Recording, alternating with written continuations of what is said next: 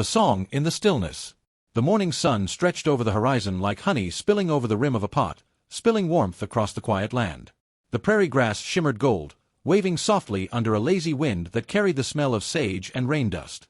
A rooster crowed somewhere behind the house, and the sound echoed across the wide, empty valley. Inside the kitchen of the Mayfield ranch, Clara Mayfield was already awake. She always was, long before the men who worked the fields and long before the world began to stir. The kitchen was her realm, her little kingdom of warmth and spice, where she could almost forget the grief that had once hollowed her out. The stove crackled with steady life, its belly filled with burning mesquite wood.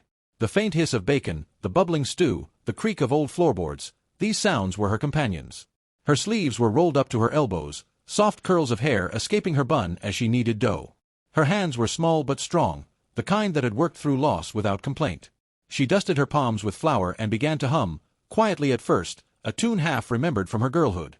It was a melody her mother used to sing while waiting for her father to come home from the cattle drives. A song of longing, yet filled with light, hope disguised as harmony. Her voice floated through the open window, carried by the breeze that wandered out to the dusty road winding past the ranch. It was a simple sound, yet it seemed to reach far beyond her walls, like a thread searching for something to tie itself to. And it found him. A lone rider was coming down that same road, his horse moving at a tired trot. The man sat tall in the saddle but carried the kind of weariness that no straight back could hide. His name was Eli Hart, a cowboy who'd seen too many towns and too few smiles. His coat was worn, his hat sweat-stained, and his eyes the gray-blue of a storm that had forgotten how to rain. He had been on the trail for 3 weeks, chasing work that paid just enough to keep him moving. He wasn't running from anything in particular, just from the weight of memories that stuck to him like dust. Then, through the morning stillness, he heard it. A woman's voice. Soft, low, humming a tune so gentle it didn't sound real. Eli pulled the reins, slowing his horse. The melody drifted on the wind like smoke, curling around his heart in a way that made him ache. It was the kind of sound a lonely man could spend years looking for without knowing it. He sat still for a long moment, hat tilted forward, listening. Then, without quite meaning to, he dismounted. His boots hit the ground with a crunch, and he tied his horse to the fence. He followed the sound, his steps slow, uncertain. As he drew near, the ranch house came into view, small, whitewashed, its paint faded but proud. Smoke rose from the chimney, and the smell of baking bread reached him. It wasn't just the smell of food, it was the smell of home, something he hadn't had in a long, long while. He approached the window carefully, not wanting to startle whoever was inside. And that's when he saw her. Clara stood near the stove, her dress a soft blue that caught the morning light. The curve of her neck, the way her fingers smoothed the dough, the little hum that trembled on her lips, it all stopped Eli cold. For a heartbeat, he thought he was seeing something he shouldn't, something too private, too peaceful for a man like him. She turned slightly, the light from the window brushing her cheek. She looked both fragile and strong, like porcelain baked in fire. The sound of gravel shifting beneath his boot gave him away. Clara gasped, turning toward the window. For an instant, fear crossed her face, until she saw the man standing outside, hat in hand, his expression awkward but respectful. "I didn't mean to scare you, ma'am," Eli said quickly, his voice rough from disuse. "Just heard someone singin'.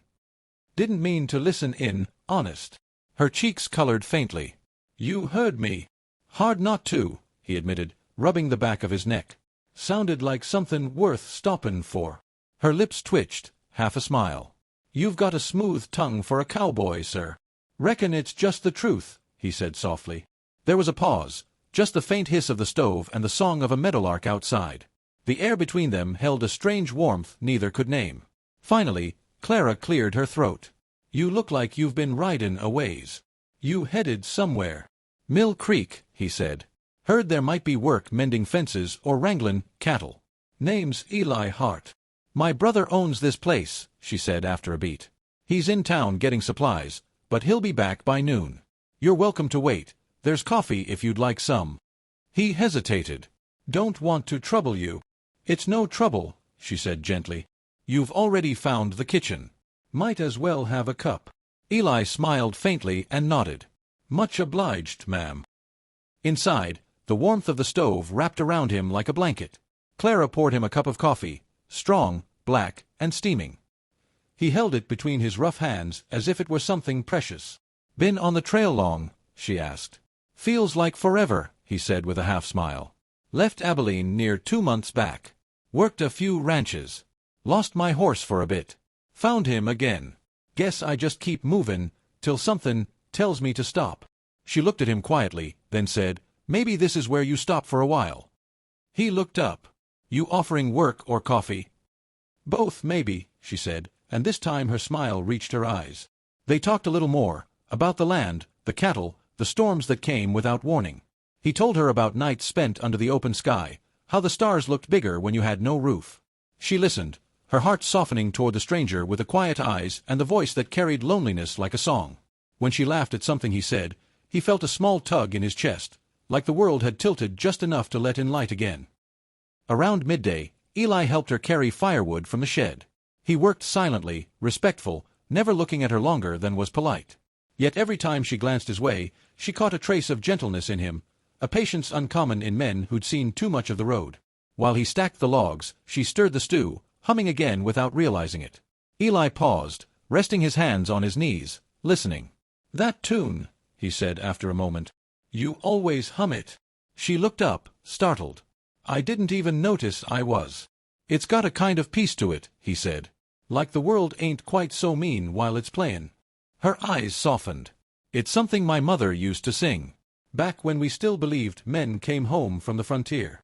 He understood the ache behind her words. He didn't pry. "Instead," he said quietly, "she'd be proud you kept it alive." Clara turned back to the stove, hiding her face. But her heart, her heart had started to remember something it had long buried, what it felt like to be seen.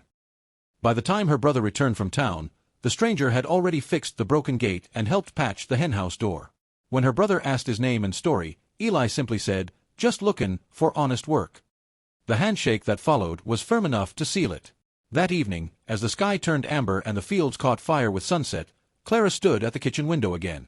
She could see Eli out by the corral, brushing down his horse with slow, steady strokes. The wind carried faint hums of her old song, as though the tune itself had found someone new to belong to. She didn't know why she smiled.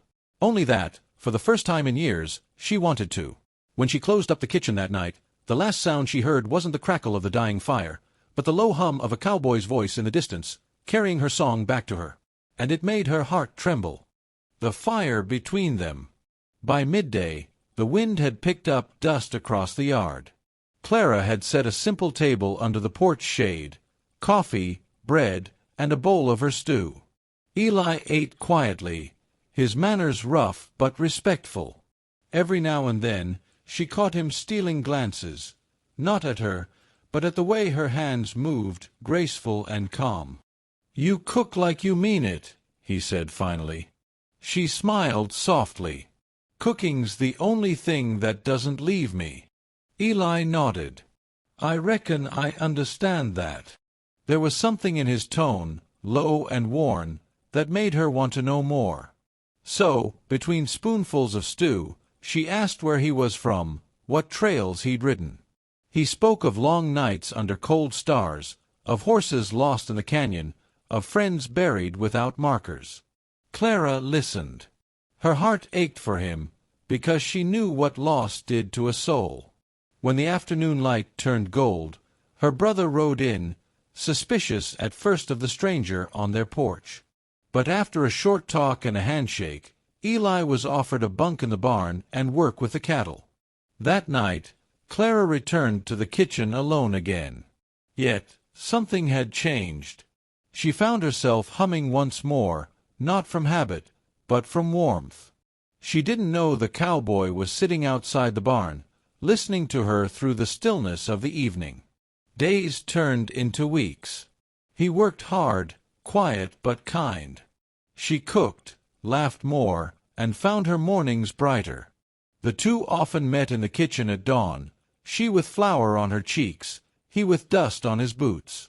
Then one night, a storm rolled in hard from the west.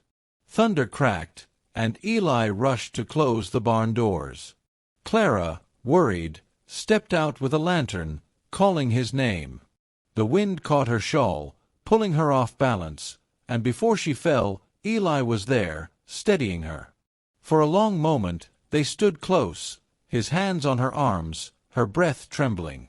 "Thank you," she whispered. He met her eyes, the lamplight flickering between them. "Ain't no trouble," he murmured. "Couldn't let the one who sings to my heart get caught by the wind." The words slipped out before he could stop them. Clara's breath hitched, but she didn't look away. Outside, the rain poured down, drumming against the roof. Inside, their silence said everything else. By morning, the storm had passed, but the hush between them had deepened, like something sacred, born in thunder and song. As Eli saddled his horse for work, Clara stepped onto the porch with a loaf of bread wrapped in cloth. "Something for your ride," she said. He smiled. "You always hum when you bake." She looked down shyly. "Only when I'm thinkin' of someone." He paused, the weight of her words settling in his chest.